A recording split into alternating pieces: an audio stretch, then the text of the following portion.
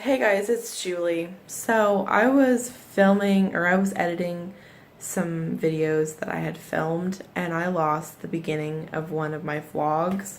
So I'm gonna try to redo it the best that I can, and it's not gonna be nearly as good a quality. It sucked when I moved it from my phone to Google Cloud. It corrupted the video, and so I can't download it, I can't view it, I don't know what happened. So I'm gonna try to redo it as best as I can, the beginning. Okay, so from what I remember, I started my vlog. Okay, I've been doing a lot of changes on my channel, and one of the first changes that I'm doing is I'm going to start vlogging when I feel like talking about things that I find important. And I was talking to my boyfriend a couple nights ago about how things in society really change you, how your priorities change and influences can really affect you. And we had like a 2-hour conversation about how it's so normal for everyone to want bigger and better, to want to upgrade their homes and their cars and their vacations, and to become more extravagant and more just the luxuries to just get out of hand. And it really got me thinking about the type of lifestyle that I have, the type of lifestyle that I want to instill in my children. And it really got me motivated to want to start making changes, because one thing that I've, recently kind of come to terms with is the fact that I don't live the lifestyle that I wish I lived. And that everyone's going to raise their kids differently, and things are going to affect your children because everyone has different morals and has different values. And the things that I value may not be the same things that people in my life value. And these are types of questions and concerns I'm going to have to deal with when I have children. And, the one thing that I'm really into right now is I want to get back to a simpler lifestyle where I'm growing my own food. I mean, maybe not all of it, but like doing a basic garden and having some chickens and instilling in my children. I mean, okay, so I'm not pregnant and I'm probably not gonna have kids for a while, but these are things that like I think about. What are the types of things that I want my kids to do, and things that are really important to me, like compassion, empathy, understanding, hard work, all those types of things are the types of stuff that I really want to instill in my kids. And I kind of like came to the realization that I really need to start changing my lifestyle. And think about it from like a child's point of view. They're a sponge, they absorb everything that you do and they mimic you.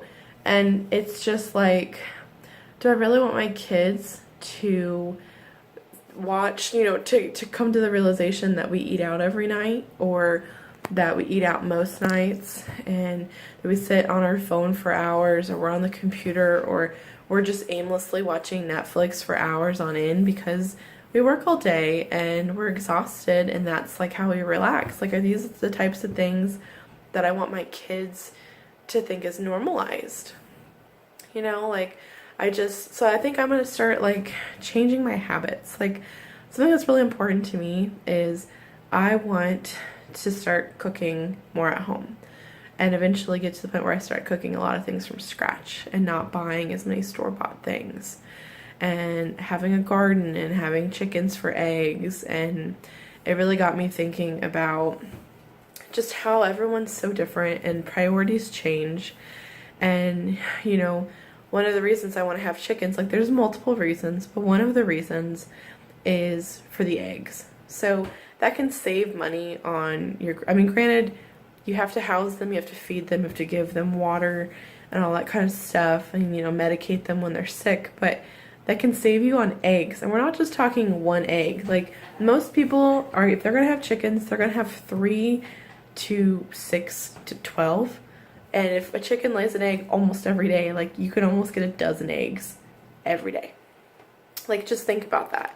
Even if you just shared the eggs with family and friends or whatever, like you have a big family, like that could save you a lot of money.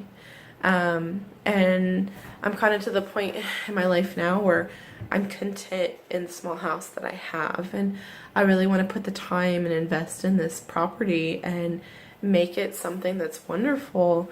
And I really want to get to a point where we're saving money and we're living on a budget. I mean, it took me forever to figure out that a budget's really important, and there's a reason why rich people stay rich or people learn to, you know, make ends meet, and it's a budget.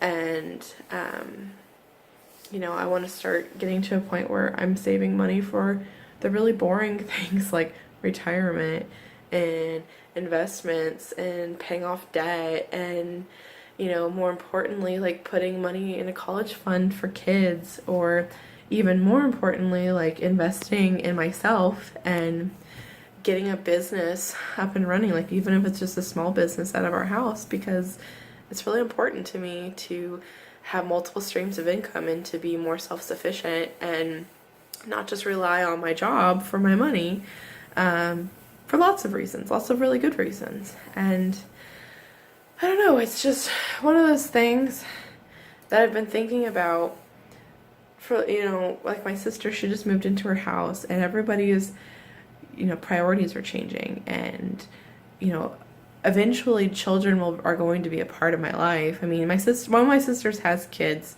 so they are a part of my life, but my younger sisters start having kids. Like, seeing how they raise their kids is going to open my eyes on the things that I find important, that I want to instill, the morals I want to instill in my kids. So that's kind of what started. So when I originally filmed this, I was in the gym at my work. So we have we're the administrative office of one of the school systems, and we're in a repurposed high school. So I was in the gym, and it was really nostalgic and awesome, and I'm really devastated that I lost that film. So this is just me redoing the first part, and then I'll insert the rest of the videos that I filmed. But I was real devastated that I lost that. So hopefully this will make up for it. But yeah, it just kind of sucks. Look how dry my skin is. It's crazy. Yeah, just to see. No, okay, so I left the gym because someone walked in, and I didn't want them to see me filming, talking to myself on camera. So I went into one of the old corridors that leads to some classrooms that they used to have upstairs. But anyways, like I was saying, like, have a business that turns into just, if anything, just side income, you know. And I know it's not normal for people to anticipate things like that before they even get pregnant.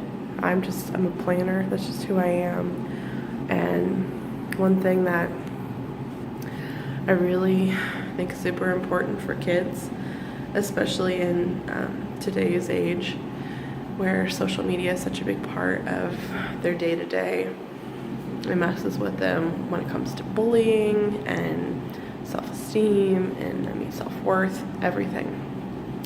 That'd be really important to teach my kids humility and all the really good characteristics that make you a good person, and how, you know, if you work really hard at something and you put your whole heart into it and you persevere, like, you can see results, and that it's okay to just have a job that you work really hard at your job and you make decent money and you pay your bills and you're able to put money into savings and whatever, but like to be content with what you have and to not always yearn for what you don't have because you're jealous of what other people have, or to, you know, strive for material things that won't actually make you happy. And it's definitely something I've been thinking about a lot lately, because it is such an important aspect of today's world, you know, especially where I live, because I live in the Midwest in the United States, and a lot of people are under the impression, for lots of influences, like it's not just celebrities, it's not just social media, it's a lot of different things, that the only way to really be happy is if you're rich. If you have a lot of stuff and you have the big house and the car and the vacations and all that kind of stuff. And yeah, some of that stuff can make you happy. Sometimes having more money makes things easier. You're not as financially stressed. However, you still will have stresses, and there'll still be things in your life that stress you out.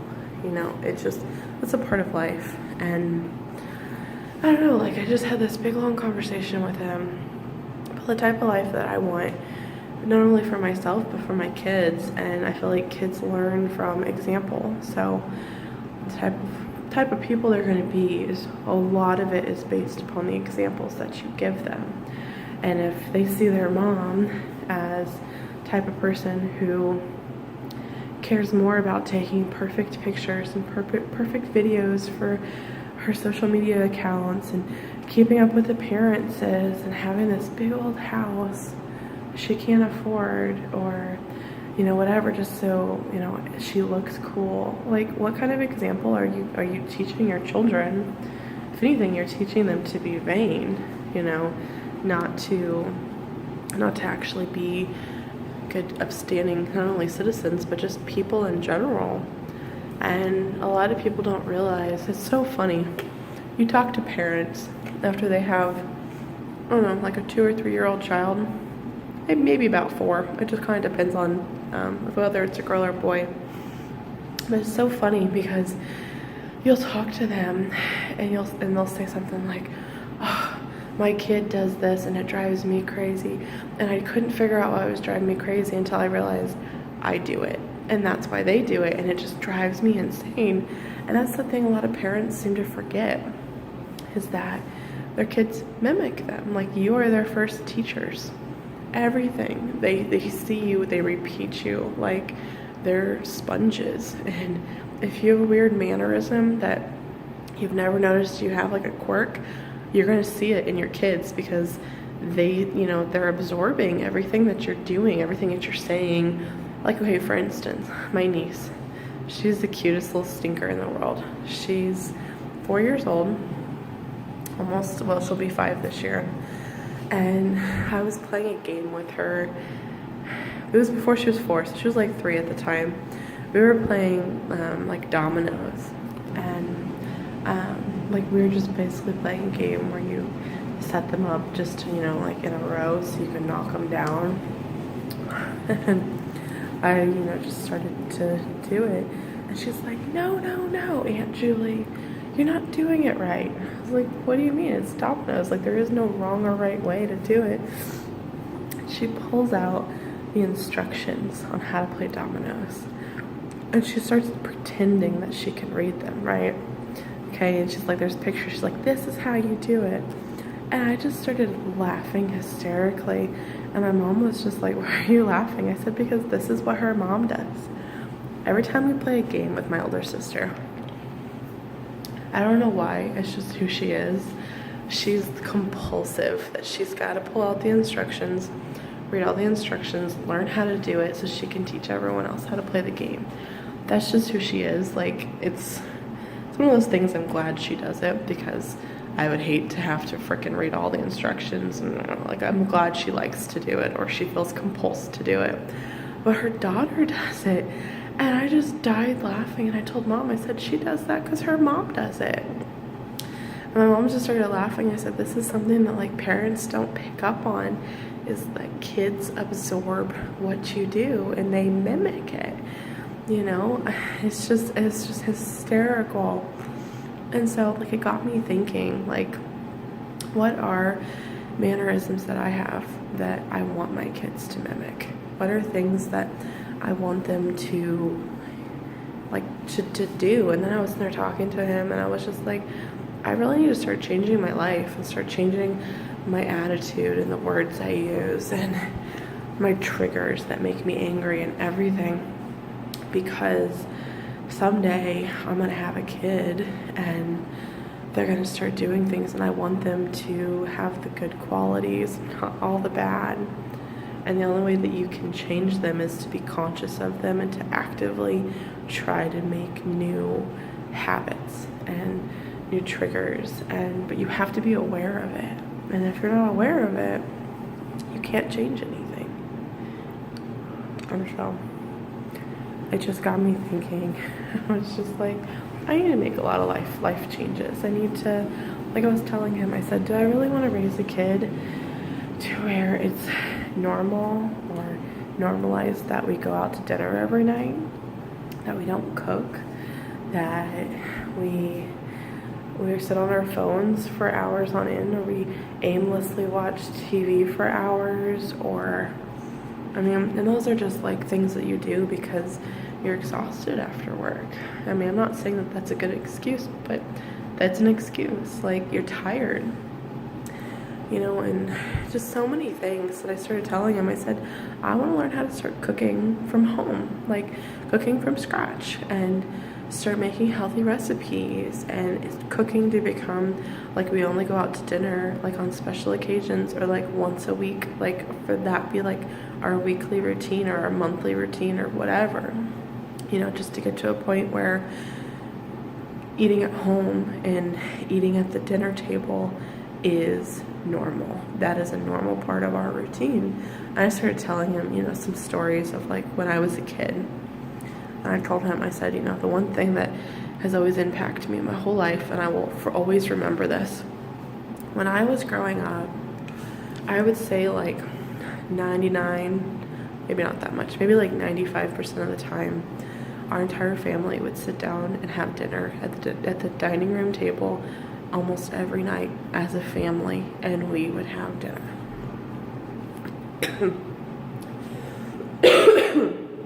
That was just our thing. Like, you know, Dad would do most of the cooking, Mom would do most of the cleaning. Us kids would help set the table. I mean, not always, but we would try. And that was just what we did. We didn't go out to eat a lot. Like, our family was on a pretty tight budget. We had a lot of kids, and my parents didn't make as much money as they do now, so eating at home was kind of a necessity. You had to eat at home because it was cheaper.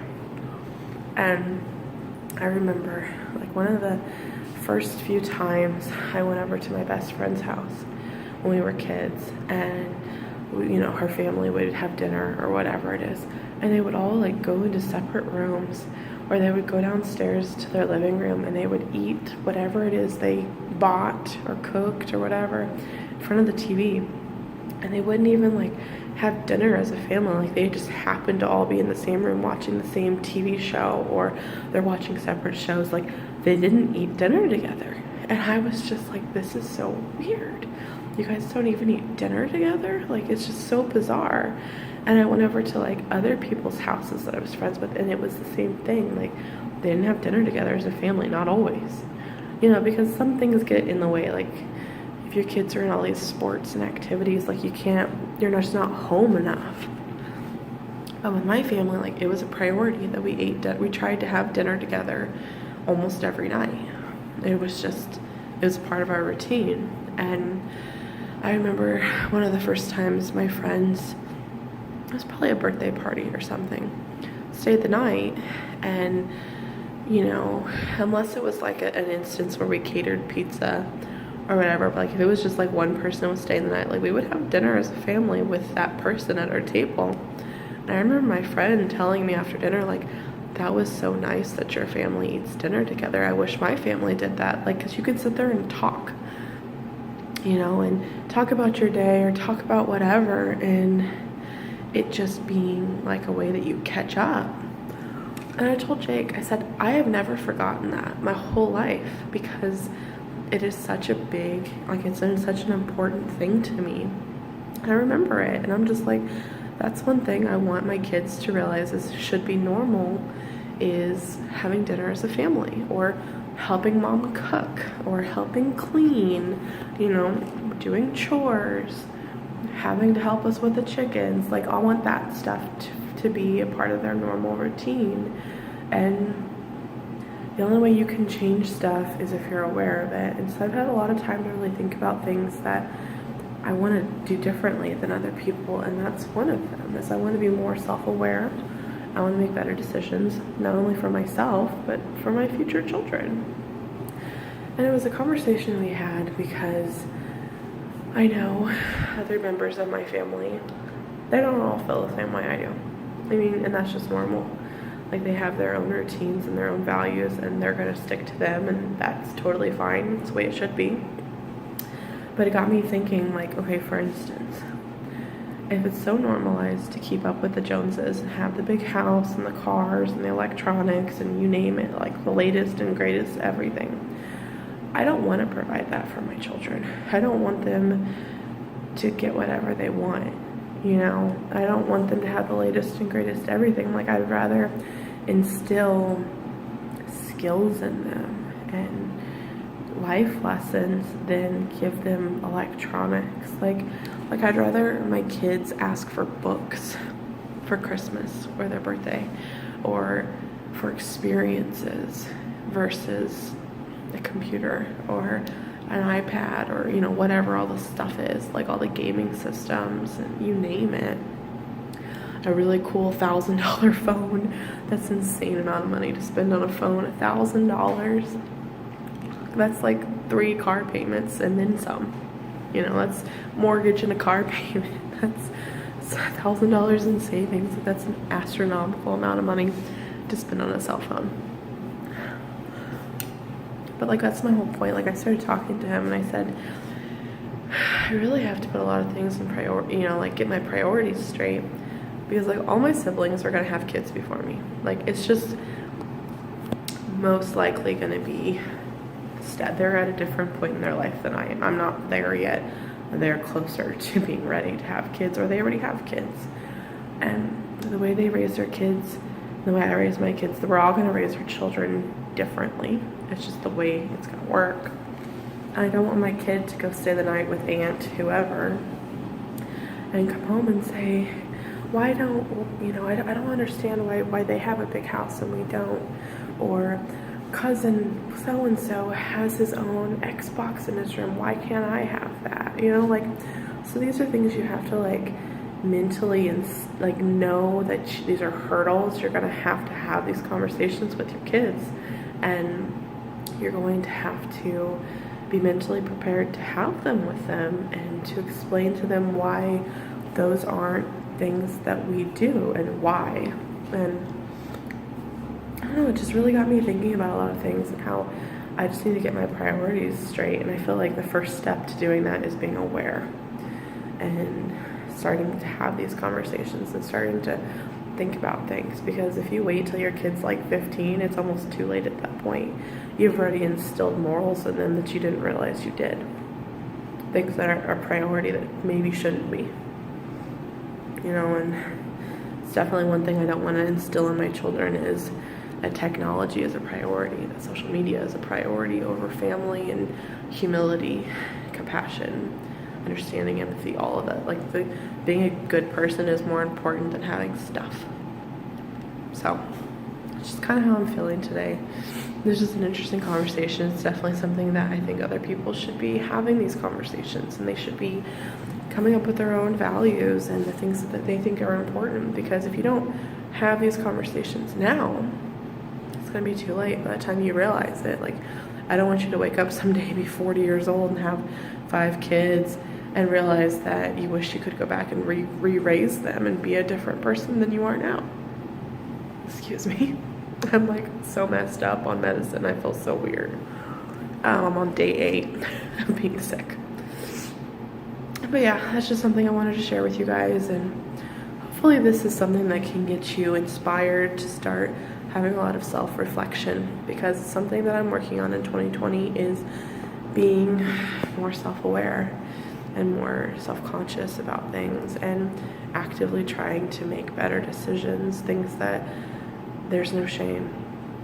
You know, like I'm not ashamed of saying I feel this way, and making my own lifestyle reflect the things that I'm saying. Like, not, you know, that saying like don't do as I say, do, or don't do as I do, do as I say. Like, your words should reflect what you're doing.